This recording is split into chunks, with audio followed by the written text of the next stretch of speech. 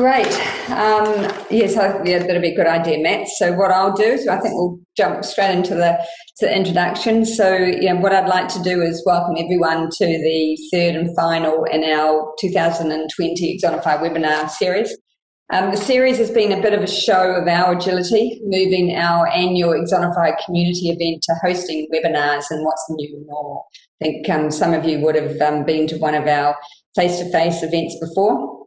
Now, what we're very lucky today, we've got JD Dillon joining us, and JD is going to speak about architecting a modern learning ecosystem. I don't think JD needs much introduction, but for those that don't know him, JD is Axonify's Chief Learning Architect. He's a prolific learning author and speaker, as well as official Learn Geek. I'm not joking about being a geek. He is the founder and principal of Learn Geek, and you can check out JD's website, learngeek.com, for his frequent blogs, podcasts, and articles as well. As an expert in frontline learning and enablement, JD is asked to speak at many international events across the globe, and is also an advisory board member for HR.com, where he offers thought leadership on learning experience, engagement, and solutions to help advance competencies and skills of HR professionals. I talk about across the globe. We've just had a very rushed speaking slot that we had to give JD for Korea today, so we had to actually translate his answers and have them in Korean and up on a video within a couple of hours. Today, JD is going to take us through an exploration of the practical and proven modern learning ecosystem framework and a pandemic-proof approach to learning in the new workplace. So with that, I'll hand over to JD, since I'm getting my words mucked up. JD, I hope you have better luck than I do. Thank you so much. Hi, everybody. Thanks for hanging out with me. Happy to be here. My team is located outside of Toronto and Waterloo, Ontario, Canada. I'm in Orlando, Florida. So I don't know does anyone know what time it is anymore? It doesn't really matter. But happy to spend the next 60 minutes or so with you chatting about learning ecosystems and the strategy that I take and that the Axonify team takes with organizations to help build the right experience to help people do their best work every day. So as introduced, thank you so much. The Axonify Chief Learning Architect. What that means, it depends on the day. We can have a conversation about that afterwards. But the majority of my time in my career has been spent in operations and learning and development with large organizations that have global brand reputations. If anyone's looking at my camera and looking behind me to find the trivia questions, there's a mouse behind me because I used to work for the Walt Disney Company. I was actually Axonify's 7th customer when I worked for Kaplan, the world's largest education company. I spent my time in a variety of different types of roles with very large, dynamic organizations. But today, in the next couple of minutes, I'm going to go over a lot of things. I have a large set of slides and a lot of ideas I want to share with you while we're together. But it's really all about answering one particular question or going after one particular topic. And it's how do we help people keep up? That's what I'd like to talk about today, and how we can evolve our strategies and our technology within organizations to just help people keep up with what's expected of them as they try to do their best work every day and develop the skills they're going to need moving forward. If at any point you got a question or a comment, feel free to throw it in the chat as we go. I'll try to pick them up as we go and hopefully have some time for question and answer at the end. But like I said, I'm going to go quickly. Got a lot of hopefully interesting information to share. Let's dive right in. So today is not a story about learning, it's a story about change. And change is not new to our organizations or business in general. Change is something we've always experienced. Sometimes change happens gradually. Sometimes it feels like a storm that, oh my gosh, just hits and you weren't potentially expecting it. And it's not like this year has the only time we've seen considerable change in the workplace. Before 2020, the workplace was already rapidly evolving, whether it's organizations that were redesigning jobs. We were already talking about reskilling and how people are going to have to develop new skills based on the impact of automation and different factors. There was already a preference for people who were looking for new jobs, who were looking for organizations that would support their development as a preferred employer, and an changing expectation for employees that were looking for better support, better connectedness, better communication, and access to resources. But then this year happened, And what we meant by disruption in the workplace was significantly redefined as we were all just trying to find ways to keep the doors open, keep our businesses and communities moving forward, and changing the nature of work around that and what we needed people to do. And again, the pace of change obviously just accelerated, and it's not necessarily going to slow down despite what else happens around us in the world, hopefully with things improving. But one thing stood out in March or so, in the very beginnings of this change, was that our traditional tactics in workplace learning very quickly started to fall short. The things that we relied on for potentially the last couple of decades, place and time learning, whether it took place in a classroom, took place online through e-learning, we just had a really hard time keeping up with the nature of change through disruption because of a lot of organizations still relying on traditional tactics. And it's something that we dug into when my team did a research project that we're still doing right now. We released an initial report called The State of Frontline Training, because obviously at Axonify, we focus heavily on enabling frontline workforces around the world. We wanted to understand from the front line, not from people like me or people in HR, learning and development, from the people doing the work every day, how has their support experience been this year, right? How well supported, how well trained, how well informed did they feel during the first several months of the pandemic? There's a lot of great information. This report's available on our website. We can make sure everyone gets a copy if you don't have one already. But here are a couple of stats that stood out that really inform today's conversation. One, almost everyone received communication, but almost no one thought it was relevant, reliable, or timely. So people got information, but there's a question around, was it the information I really needed right now on the front line? Only about half of employees received new training when their job changed. So if they're asked to do a new task or maybe take on a whole new role, less than half actually received training on that new role. 30% can access information after training. So again, that reliance in place and time, I tell you right now, but after you leave, can you still get to that information? The majority of people cannot. 67% feel supported by their managers, which means about a third of frontline employees do not feel properly supported by their managers. And about 32% said that training helped them feel more confident in their ability to do their jobs.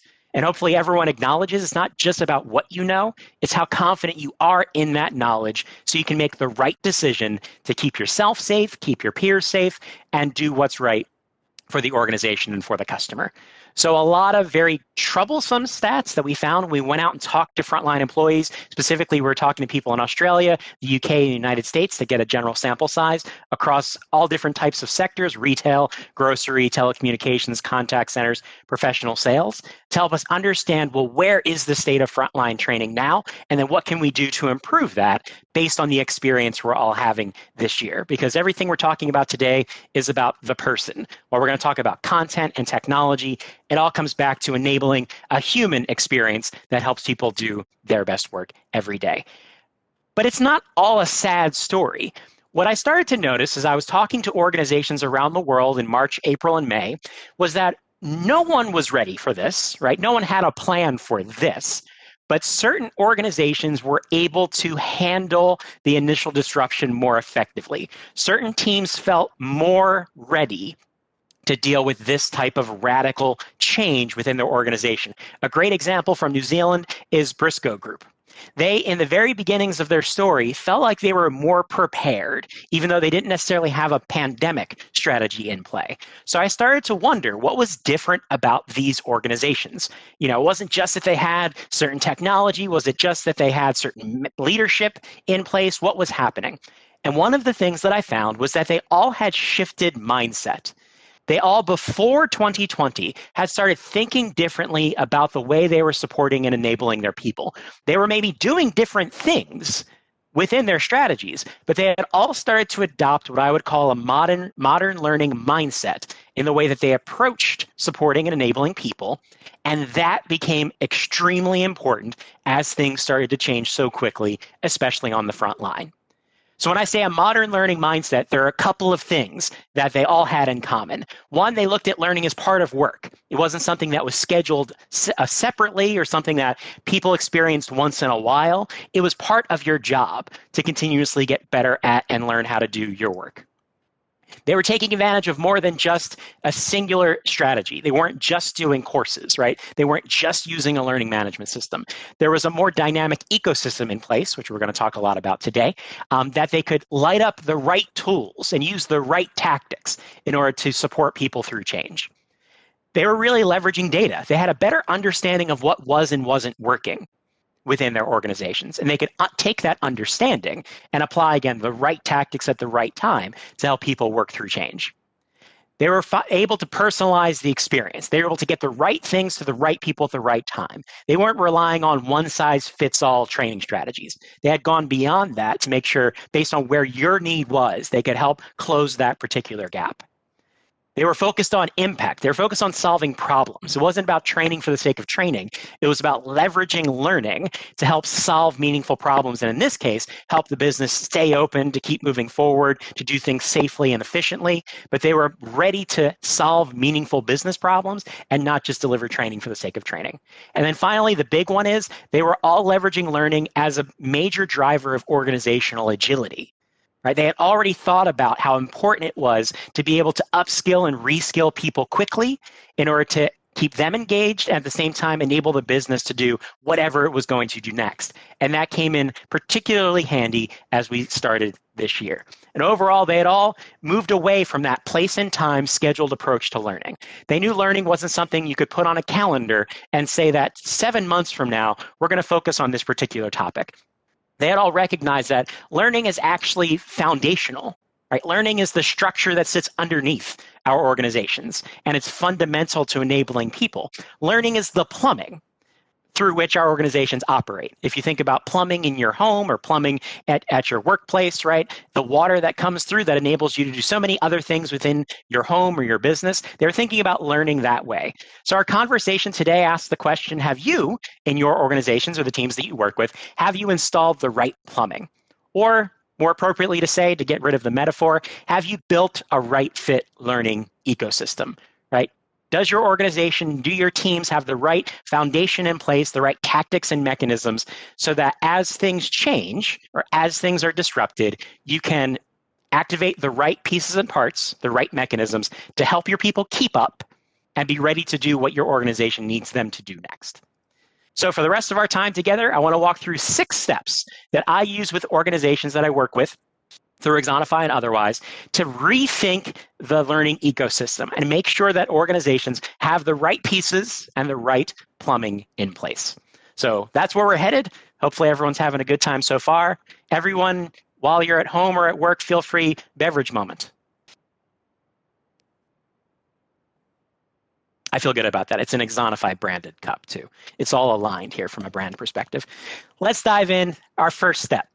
Number 1, you have to know your audience.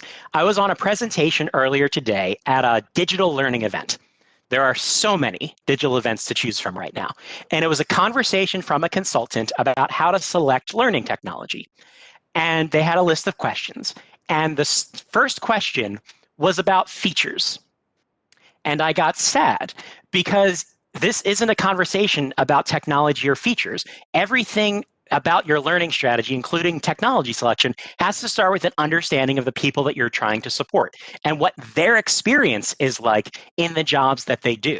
And within organizations, especially larger, dynamic, global organizations, you have a wide variety of people doing different types of work, whether they're in the same line of business or maybe multiple lines of business. Some work in manufacturing, some are in sales, some are in marketing, right? People all over the place doing different types of work. But even within let's say a grocery store where you have a limited number of lines of business, you still have people who have been there, some for 6 months, some for 30 years. And they all have very different needs and different experiences. So we have to understand what the day-to-day working experience is like for the people we're supporting. Maybe it's different in different lines of business before we can then say, well, can we put the right tools and mechanisms in place to help them do their best work? And like I said, my team does primarily work with frontline employees in a lot of cases. So we last year did a deep dive into the frontline persona. So if you're supporting a frontline team like a delivery driver, what do you have to be thinking about when you start to design their learning experience? And a couple of factors popped out about the frontline persona. It was 1, they're extremely busy, and more so that their time is not owned by them. They can't dictate their schedule. In a lot of cases, they're working hourly shifts. They're scheduled. They work irregular hours. While they're at work, they have to really focus on working with customers or working with products. So they don't have a lot of control over their time. Like we can decide to be here. They, in those cases, can't make those decisions when it comes to training. So it has to fit into their already busy life. There's unique needs. They're all different people. Even if they do the same jobs, they come from different backgrounds and have different motivations. There's an expectation of connectedness, right? People know what it's like in everyday life to leverage technology in order to solve problems, to find the information that you need and be able to connect with the right content, the right people. There's an expectation growing within the organization of that, especially on the front line. There's an engagement factor, right? Considerable disengagement, and a lot of frontline employees, especially in a traditional setting, not this year, are more likely to leave their job very quickly for another alternative. Or in some cases, this year especially, there are a lot of people leaving organizations very quickly because they don't feel comfortable. They don't feel safe. They have another opportunity that is more up to speed. So there's an engagement factor to consider, especially in frontline roles.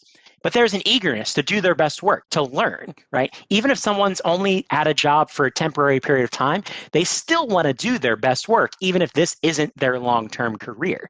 So we saw that overall eagerness come out when we built our frontline persona. So it all comes down to really having an understanding of the persona you support. What is it like to do their jobs every day? What's expected of them? What are they looking for in terms of their experience as the starting point for then building out your learning ecosystem around that reality? Point number 2, now we're going to map your ecosystem. The reality is everyone here, every organization on Earth has a learning ecosystem. Even if you've never said the word before or you haven't thought about it that way, we all have ecosystems already within our organizations. The question right now is, what do they look like, right? What are we leveraging within that ecosystem, and how do we start to improve it? And in every organization, there's a variety of different types of tactics that you use in order to help people do their jobs better. I obviously don't know every one of your businesses, but generally speaking, you can bucket all learning and development tactics into these 6 different categories that we're going to go into in greater detail in a minute. And now we're going to kind of graph the traditional learning ecosystem strategy. And we're going to do it by stacking based on priority. But we're going to start with the important stuff at the bottom and build up. It's like building a house. You build your foundation on which you set everything else.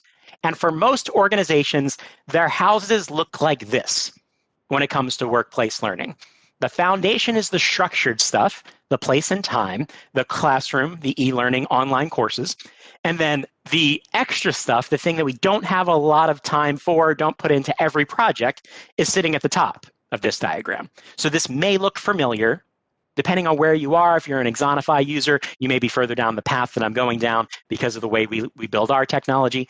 But this is generally what I see in a lot of organizations. But now we're going to add a dimension across the bottom axis. Now it's going to be availability. How easy is it for someone who's working in the roles that you're supporting to get to these tactics, to be able to take advantage of the different things they are offering? And the house changes shape and looks like this. Again, it's very hard for people, especially in frontline roles, to get out of their day-to-day working operation and go to a course, right? But it's easier for people to get access to a job aid, so the availability block is longer. If you were to add physics to this visual, if everything was a block and you actually stacked it in real life, what would happen to this diagram? Just scream it out loud if you would like at your home or in your office. It would do this. It would fall over.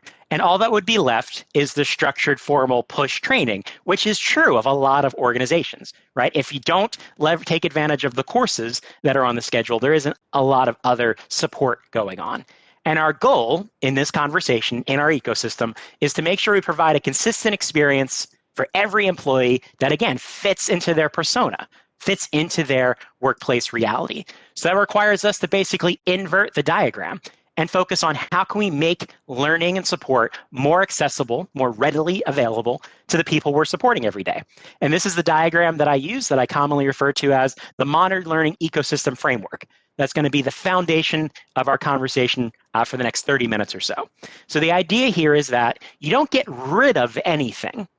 Right? Nothing necessarily stops. Obviously, if it's not working, maybe it goes away.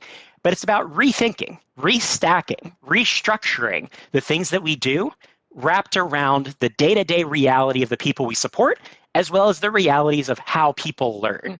And that's where we're going to start diving into now. So hopefully you're all with me. I don't see any questions in the chat yet. Everyone must be agreeing. I love a universal agreement. Thank you so much. So what do all these layers mean? Now we're going to identify your tactics. So this is where really rubber meets the road. So you start taking a look at the things that you're doing inside of your organization and matching them up against the different layers of the MLE framework. Abbreviations are fun. So the first layer, the foundational layer, is shared knowledge. To me, access to information changes everything about learning at work.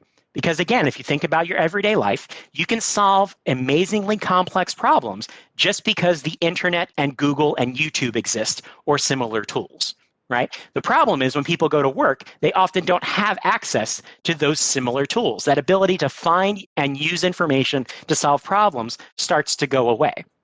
So how do we, again, set that foundational layer, make sure people can get to the information they need when and where they need it? And organizations can do a variety of different things to fill in their shared knowledge layer. So it could be everything from an intranet, company websites. I use wikis a lot in my past roles. Maybe you have SharePoint, a job aid repository, a variety of different ways to do this. But the idea here is that the starting layer is making sure people can get to the information they need when and where they need it before we ever start talking about structured training content. So that's layer one, shared knowledge. Next layer up is performance support. So imagine you have everything, all the information that someone may need to do their job in a searchable place. They can search, they can find it, it's all available. But what if they don't know how to use it? What if they're new to the organization, right? What if they just don't understand what the information says? How do they raise their hand and get help? That's performance support in this context. So the idea here is, again, organizations can do this in a variety of ways. You may have a social platform, a chat tool. You may be using Slack, like my team does, for this type of an idea. Question answer forums, electronic performance support tools are out there. So a wide variety of ways. But the idea here is that there has to be a consistent, reliable way for someone to raise their hand and say, I don't understand, I need help. Because that's going to happen to us regardless of how long we've been working in an organization or in a particular role. We're now going to cross an important line in the diagram. We're now going to cross the line from the need to know to the nice to know to the need to know. Because there's so much information in your organization. No one knows everything, no matter how long you've been there, especially with how fast things change. So far we've talked about the nice to know layers, right? You can look things up, you can ask for help when you need that information. But there's certain information in every job that people need to know, that needs to be top of mind so you can answer a question and make a decision on the fly without having to look it up. I often refer to airline pilots, extreme example, right? But there's a lot of information in the cockpit they can look up. They have a lot of job aids going on in the cockpit of an airplane. But there's certain things they have to know to safely fly, take off, land an airplane. I don't fly planes. I'm speaking anecdotally. But it's a great example of the difference between need to know and nice to know information. And again, I'm sure you've got a variety of examples within the teams that you work with. So now the next layer up in the need to know area is reinforcement. One of the most commonly forgotten layers, but if you're working with Axonify, you're very familiar with this layer. The ability to make sure people remember the right things. So if you have all of that great information documented, people can look it up. Well, what from this information do I need to remember to do my job? Where is that line? Reinforcement helps people understand where that line is. And again, it could be through practice activities, question-based learning, which we use a lot with Axonify for reinforcement purposes, subscription learning, newsletters, a variety of different ways to help remind people of what's most important and keep that information top of mind and retained so they remember it when they eventually need to use it in real life on the job. Next layer up is coaching. This is where managers come into play. I firmly believe that frontline managers are the most important people in organizational learning. They're more important than us, and they're more important than the people who are doing the job. Because especially on the front line, managers have so much influence over what the workplace experience is. They sometimes schedule employees, they control what's important, what the priorities are, what resources people have access to, promotion, all of these different things are under manager purview. So it's especially important that we include managers in our ecosystem strategy. However, I don't believe in helping managers become teachers. because in a lot of cases, they were not hired to do that type of job. They don't necessarily have that skill set. However, they are all expected to be effective at coaching performance, to identify when people are doing the job well and maybe when they're not doing the job so well, and to step in with the right type of feedback. So we need to make sure managers are a priority part of our puzzle, because if they don't support the way that we're enabling employees, they can stop or change everything.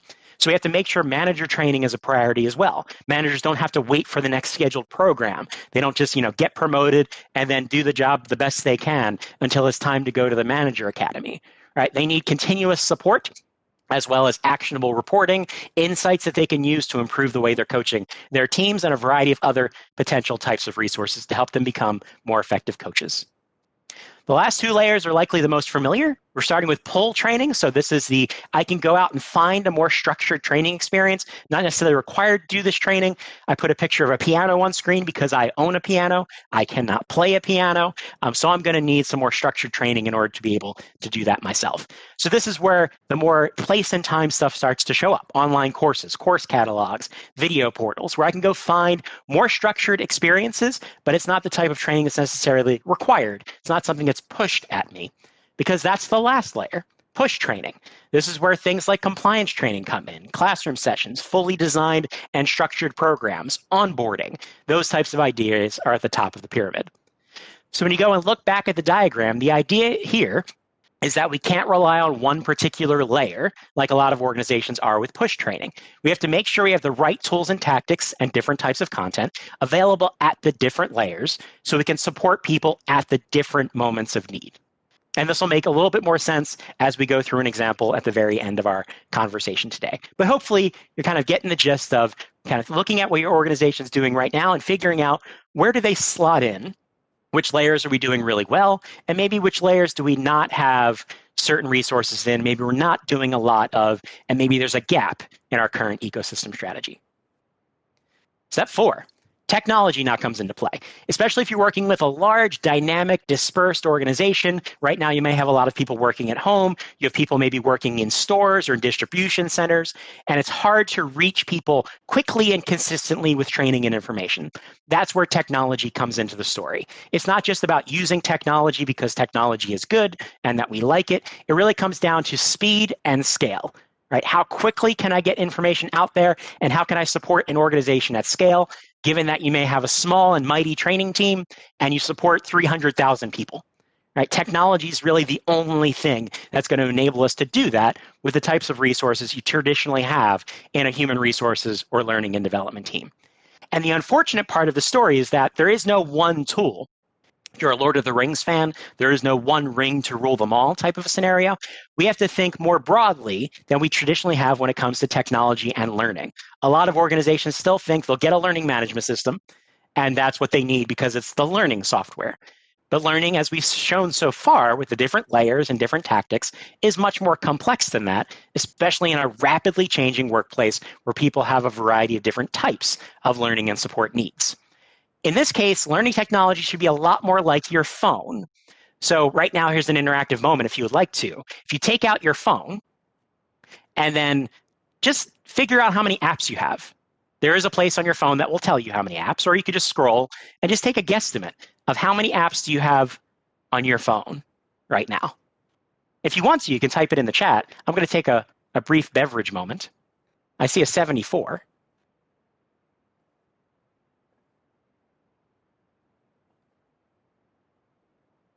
Everyone's doing some very hard counting, I understand. Too many, just so many apps.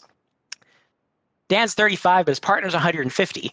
I have 232 apps on my phone. And you may wonder, well, how do you use so many apps? Even if you have 74, that's so many applications. But we manage to do that in everyday life on our own devices because we have selected these applications and bestowed them with clear purpose and clear value. We use them for a reason. We keep them on our phones for a reason. We've realized there's no one app that's going to do everything we need to solve all the different problems with this really cool technology in our pockets. We've realized that technology is more about bringing together the right tool set, right? And that's what we have to do when it comes to workplace learning as well, is bring together the right combination of tools to power our ecosystem to get people the right types of support.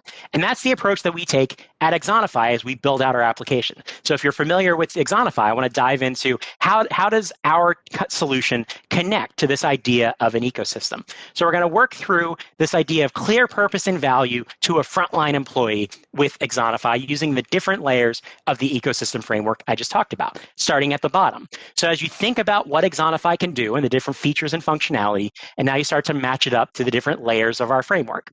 Well, the foundational layer within Axonify is the shared knowledge layer, which is our communications features. So if you're familiar with our broadcast message feature, as well as our team message feature, that ability to quickly get timely, consistent, reliable information out to the front line has been especially important this year. We've seen a spike in the amount of messaging that is being sent through the platform, which is why we're quickly building out advanced communication ability right now for release over the next couple of months. So that ability really solves that shared knowledge layer to be able to get information in a timely, consistent way out to your people. The next layer, performance support. How do I look up information, find what I need, ask a question, raise my hand to get help? That's where Discover comes in. The ability to find that quick job aid, to find that information about the new promotion so that people can solve a problem on their own using all the great information available within your organization, but again, using the same application that they receive their timely messaging in. Next layer up, reinforcement. That's where the daily training experience at Axonify comes in, the use of question-based learning to make sure that information is top of mind, challenge people to apply that information so that they're going to remember it long term. Coaching layer is where Leader Zone comes in, so the ability for a manager to take a deep look at an individual user's profile, dive in to see what they're doing well, what they're mastering, maybe different areas they're struggling with, use it for behavior observations, a variety of ways for managers to pull out their own mobile device and use it to improve the way that they coach their teams. The pull training experience is something that we've enhanced very recently within Axonify, which is where the self-directed capability and paths really come into play. The ability to go in and say, well, today I'm a store associate. I'm interested in working as the assistant manager in the future, and go up and look up information about management training, or look up maybe paths that are available that'll help me prepare to move forward in a particular role. And then finally, the push training experience. That's where, again, that daily training experience, especially that personalized capability, comes into play as we figure out what's the right experience for each individual employee today, whether it's time to complete your certification training because you have a compliance due date coming up, or maybe it's a refresher session, a new piece of information, a new product on a new topic comes out. But hopefully you see how Axonify and our various capabilities are built with that idea in mind of solving the different ecosystem layers so that people can engage with the technology in different ways to solve problems and to learn in their different moments of need. See, 202 apps. Now you just realize so many apps on your phone. You didn't even know they were there. You might, after today's session, you might want to clean up your app closet in your phone there. That's okay. But the other thing that we realize as we architect Axonify alongside this ecosystem concept to help people learn the various different ways they need in order to make sure they can do their jobs the best they can every day, is that Axonify is probably not the only tool in a lot of learning ecosystems. So it's just kind of three broad examples. We, again, look at the layers from the ecosystem. In some cases, Axonify may be able to close all of those gaps, right? Be the primary technology people use to improve their knowledge and skill. Example, in some retail environments and grocery environments, in a lot of cases, we play that core technology role. I mentioned in the beginning of our conversation, I was actually the 7th Axonify customer. I was supporting contact centers when I used Axonify several years ago. In my case, I was using Axonify for very specific purposes. It was my reinforcement tool, and it was also a place that you could go for more structured training, like compliance training and those types of ideas.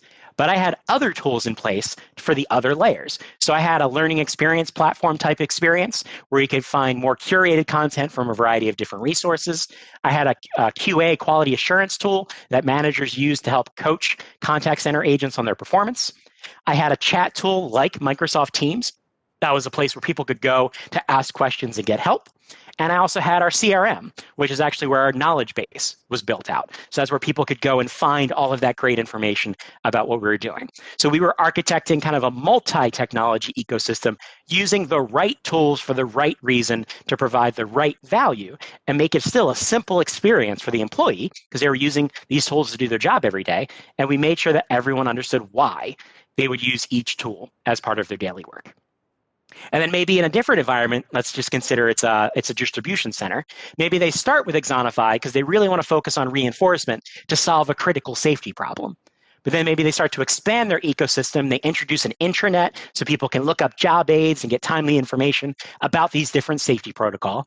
And then maybe expand Axonify into some more structured training around compliance and certification, those types of ideas.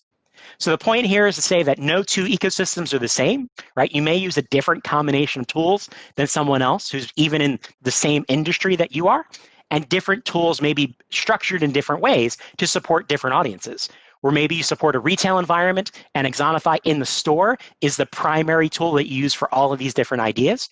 But maybe in your home office, Axonify is used for some of these elements, but you also have an LMS or a learning experience platform or some other technologies that are a better fit for the different types of things you're going to do to help those people do their jobs. So hopefully you get a sense of where technology, including Axonify, fits into our ecosystem story. Let's see, I have a question here. I'll pause for a moment. One of the challenges we have is our leaders see that onboarding needs to include all of the nice to know versus the must know. Any suggestions on how we can convince stakeholders the fire hose approach is not effective? Oh, every organization mostly has that same type of a problem. So it's something I'm going to mention at the end of our conversations around influencing, because the thing that we can't do is walk in with a learning strategy and try to convince people based on our concepts and our language that this isn't a good idea, because what are they thinking about, right? Their job is not think about how learning science works or to think about learning strategy and ecosystem design, these ideas. They're trying to mitigate risk and get people into the operation quickly and assume that they know everything. So what I think is important is to look at a diagram like this, these different layers, and not necessarily say, we're not going to do all of your information, but maybe it becomes more of a conversation about we're going to use different tactics to support all of that information you think is super critical. So we go back to my contact center example.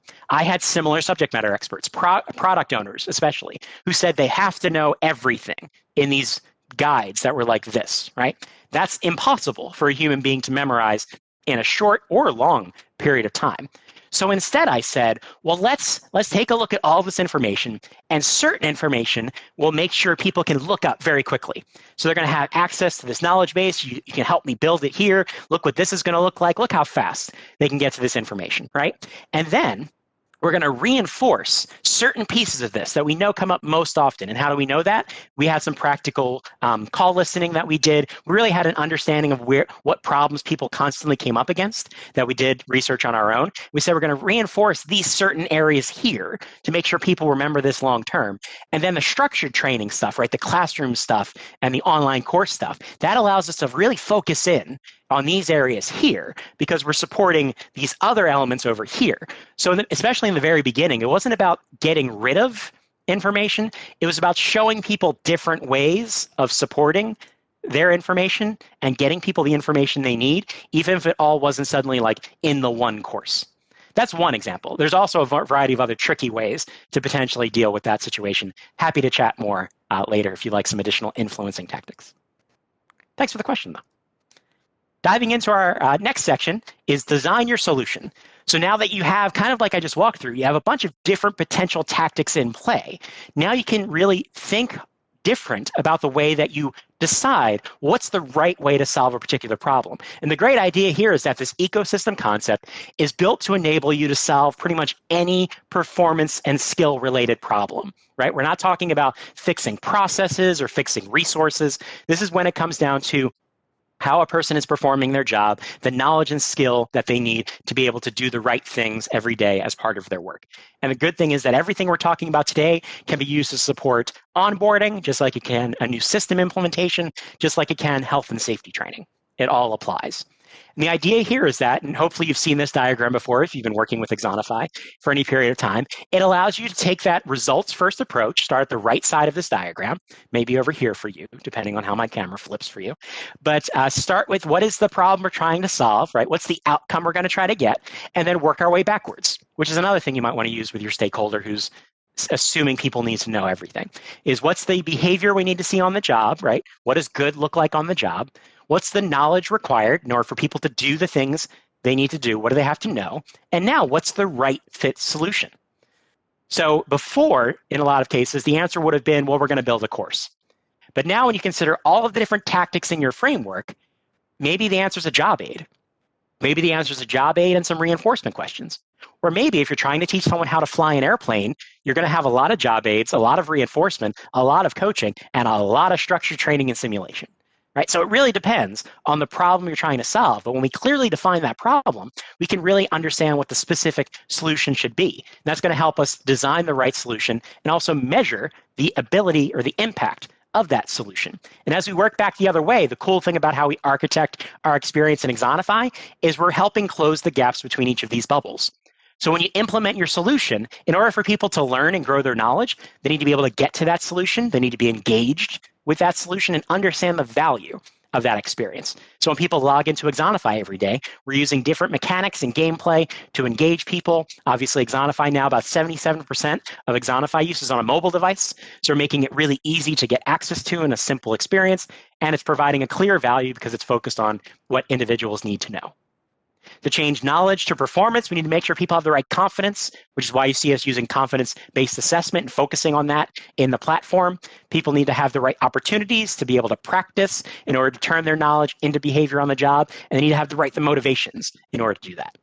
And then to go from performance to results, it's about continued practice, continued refinement, getting the right feedback and coaching from your manager, as well as the right continued support so you can go and solve problems as they come up as you're trying to improve your performance.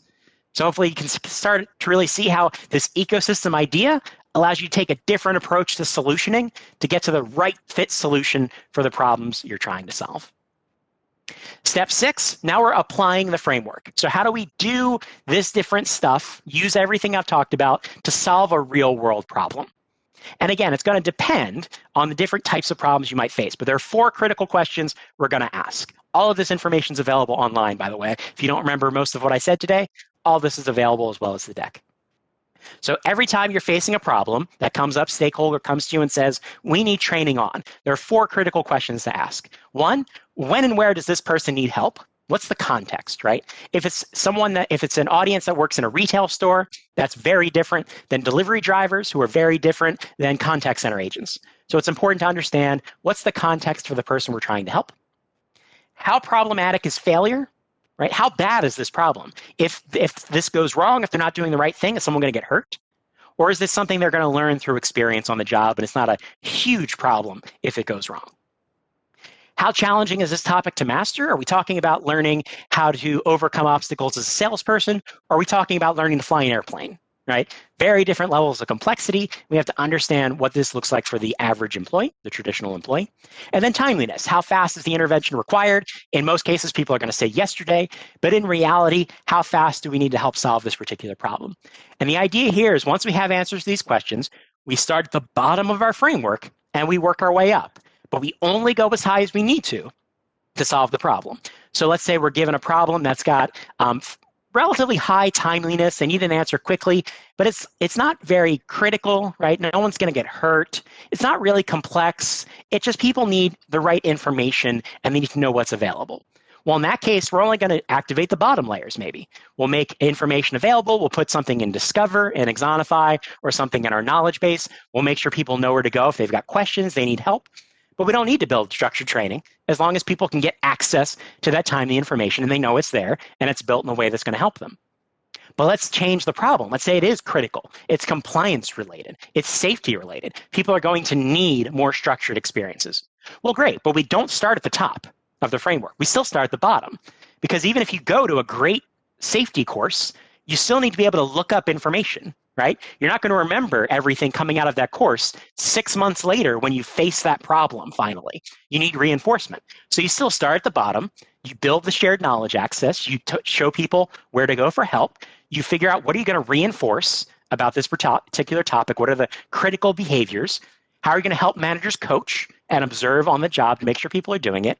And then what's the structured training experience, right? What's the value in putting people in a classroom or on a Zoom or in any way that they're going to engage with one another? What's the value of that moment now with all of these other things in mind? So let's walk through a practical example. This is a real life example, happened several years ago with the Axonify team. The names are protected because of the legal teams, but we're in a retail environment. And the major problem the retailer wants to solve is theft, shrink rate, both employee theft and customer theft. And the size of this retailer means that it's a 7-figure problem.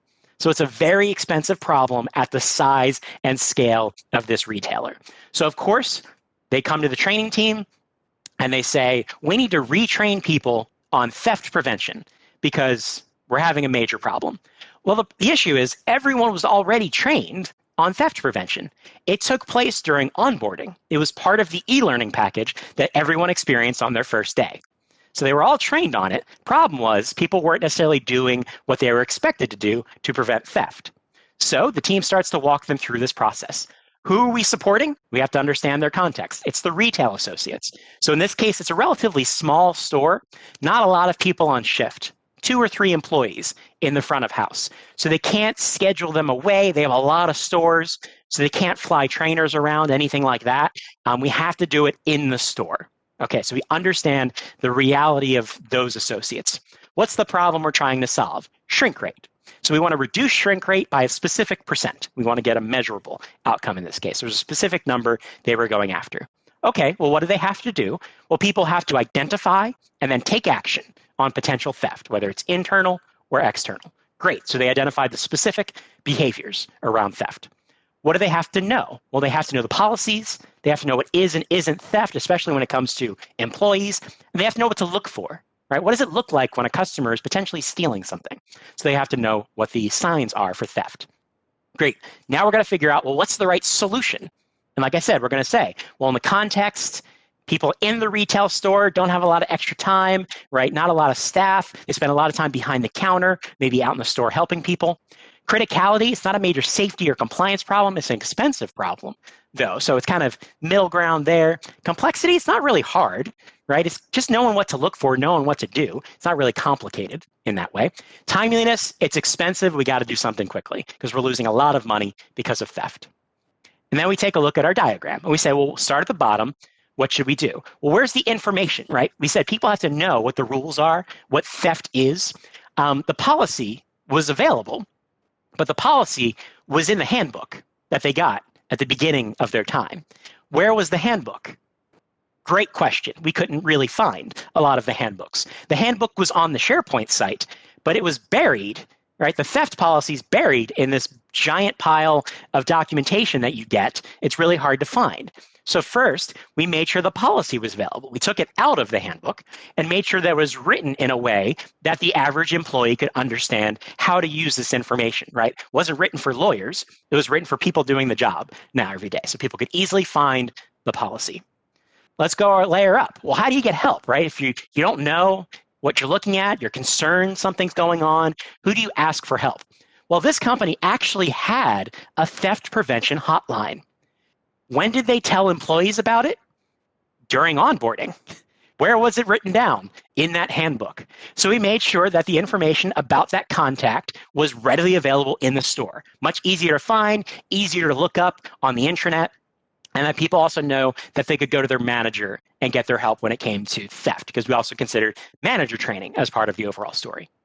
One more layer up. Well, how do we, if people can find the policy and everything, that's great, but you can't necessarily always look it up. If something's happening in the store, you need to take action, right? You need to raise your hand, take the right action to keep yourself safe. Don't get into a dangerous situation. So we used what Axonify is really built on, reinforcement. So every day when they clocked in for their shift and they went to the POS system on the point of sale, we asked them through Axonify a couple of simple questions about how to apply the theft policy. Right? So it wasn't trivia questions. It was good Axonify questions around the application of their understanding of theft so they could prevent those different issues. And then that was it. We didn't apply the rest of the framework. So no retraining for everybody on theft prevention, no online courses, anything like that. Just making sure they knew where the policy was, that they had a hotline they could go to for help, and a couple of questions a day using Axonify-based reinforcement. For this organization, over 6 months, they saw a 60% reduction in shrink rate. So that's a 6-figure solution that came down to a set of multiple choice questions, a phone number that already existed, and a better written policy document that people could find easily when they needed to look it up. So a very simple, but I think concrete example that shows you when you start to think differently about how you apply these different tactics together, it helps you solve very challenging and potentially expensive problems in a much more quick way that better lines up with how we actually learn and use information, as well as the reality of our workplaces every day. So that's a quick review of the 6 steps to architecting a right-fit modern learning ecosystem, as well as how we're designing Axonify to help enable frontline ecosystems around the world in a variety of different industries. But in my experience and the work I do with organizations, I can firmly say this is what we need to do to help people keep up. And finally, provide a balanced learning experience, because everything I talked about today can be used to solve the newest priority, deal with the next safety issue, the next health and safety problem that you may need to train people on or provide people with an update, the next product release that you may be working with within your business, as well as some of the more forward-thinking ideas. If you're thinking about a reskilling initiative, helping people upskill maybe into different roles or work in hybrid roles or take on new responsibilities. All of these ideas apply. It's just about leveraging the different parts of your ecosystem in different ways to solve problems people need as they move forward in their work with your organization. And my last point is around us. So it's not, again, just about technology. It's not just about content. It really is about rethinking the way that we tackle workplace performance problems through learning and development. And the story started with mindset. Right, helping ourselves and the teams that we work with inside of our organization, the people in HR and L&D, think differently about learning, thinking about it through this lens as opposed to a content-focused lens or a course-focused lens, which a lot of people have been doing for the last 20, 30 years of their career. Getting closer to the realities of the business, understanding that we're solving business problems through learning, even if it is developing complex skills and knowledge for employees, it all comes back to the problems we're trying to help the organization solve. Really coming back to understanding that context, right? What's the reality like for the people that we're trying to support so we can come to them and fit support into their day-to-day and not expect them to always have to come to us. The science of learning, didn't spend a lot of time talking about it today, but if you work with Axonify, you've heard a lot about things like spaced repetition and retrieval practice. This approach really allows us to align what we're doing to help people with how people actually learn and develop based on the fact that we're all people. Embracing experimentation, right? Trying things out, proving that we can use these types of approaches to solve problems and then showing that evidence. Very rarely do I walk into an executive team and say, here's my learning strategy. I much more prefer walking in with proven evidence, case studies, stories that show here's what organizations were able to achieve by thinking differently about the ways that they supported their teams. And in my corporate roles, I did a lot of experimentation to show how these things work, to influence people to think differently and kind of build that momentum within my organization. Iteration's another thing I love to talk about, not necessarily needing to solve all of the problem at the same time. We talked through that example of theft prevention. We didn't necessarily have to wait for the reinforcement questions to be ready to make sure the policy was released, right? It allows us to be more iterative and segmented in our approach so we can build on solutions rather than waiting for the perfect product to be released, because the problem isn't going to wait for us to introduce a solution. Measurement's an important thing we didn't really talk about today, but again, if you work with Axonify, you see how critical data is when it comes to measuring the impact of solutions and being able to personalize the experience. So it's another critical part of our journey. And I've said the word influence 5 or 6 times. So it starts with shifting our own mindset around how learning works and the value of learning, but then influencing everyone else inside of our organization, from executives to stakeholders to the individual employees we're trying to help. It's an interesting profession, learning and development, because everyone has an opinion on how we do our jobs, because they've all gone to school, they've all been to a training program, they think they know what works best in some cases. They may be right sometimes.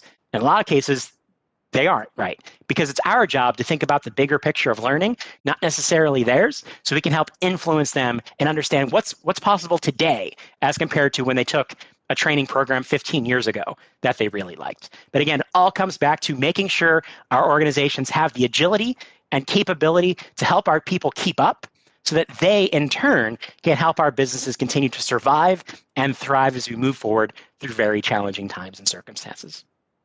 So that's the bulk of what I have to share with you today with just a couple of minutes to spare. I'll pause to see if there are any questions I didn't answer, any questions anyone wants to throw at me in the couple of minutes we have before I share my contact information, because I'm also happy to chat at any point to see how this information can be helpful in the work that you're doing. I'll pause for a second.